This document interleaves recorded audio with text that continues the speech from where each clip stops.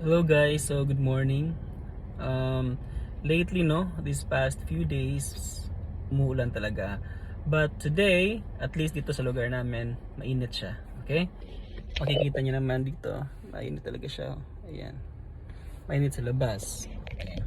So I think it's a good time to discuss about sunscreen. Okay? So every time na lalabas tayo sa bahay, dapat protektado tayo against the ultraviolet rays from the sun. Okay? So paano magagawa yan? It's through sunscreen. Okay? Hindi to siya sponsored ni Bior, pero ito lang yung gamit ko kasi. But marami namang magagandang sunscreen out there sa market. Pero ang hahanapin nyo dapat sa sunscreen is dalawa. Dapat, ayan, makita nyo ba? Dapat may SPF siya, ayan, tsaka, ito, may SPF, tsaka may PA. So, ano yung dalawa? Okay. So, si SPF or Sun Protection Factor, siya yung nagpro-protect sa atin against UVB. Okay? Now, si PA naman stands for Protection Factor against UVA. Okay? So, siya naman nagpro-protect sa atin from UVA.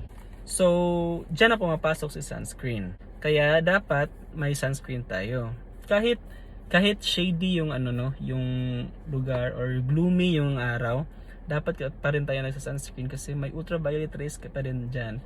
Kahit na hindi natin nakikita yung araw, may ultraviolet rays pa rin na makikita tayo. Kaya ito, i-close ko na to.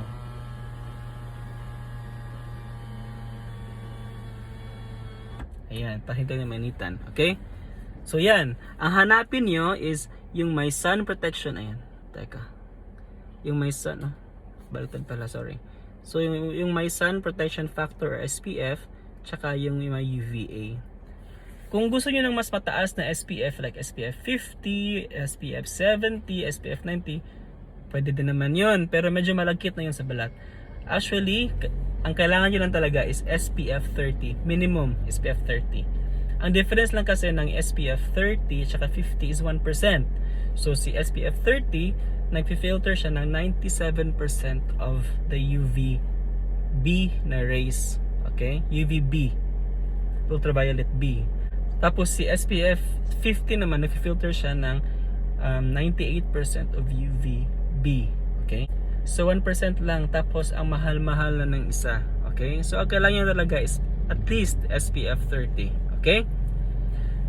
Now for the PA naman or protection factor against UVA, mas maganda yung maraming plus. So plus, plus, plus, plus. Ito parang apat na plus yan eh. Teka. 1, 2, 3. Yan. PA plus, plus, plus, plus. So mas mataas talaga yung protection niya against UVA at saka UVB. Now, kung pupunta kayo sa mga bilihan tapos wala kayong makikita na SPF tsaka PA, pwede din naman yung broad spectrum. Parehas lang yan. So, si broad spectrum yun, nag-filter siya ng both UVA tsaka UVB. Ang common kasi sa market is SPF lang eh. Pataasan sila ng SPF, SPF 70, SPF 90, may iba 100 pa nga. Pero hindi niya filter yung UVA, di ba? So may aging pa din nangyayari sa skin natin. So ang pipiliin nyo dapat is yung may SPF na tsaka may PA pa or yung broad spectrum na sunscreen. Meaning, pinifilter niya hindi lang si UVB but pati na rin si UVA. So yun lang and thank you for watching. Bye!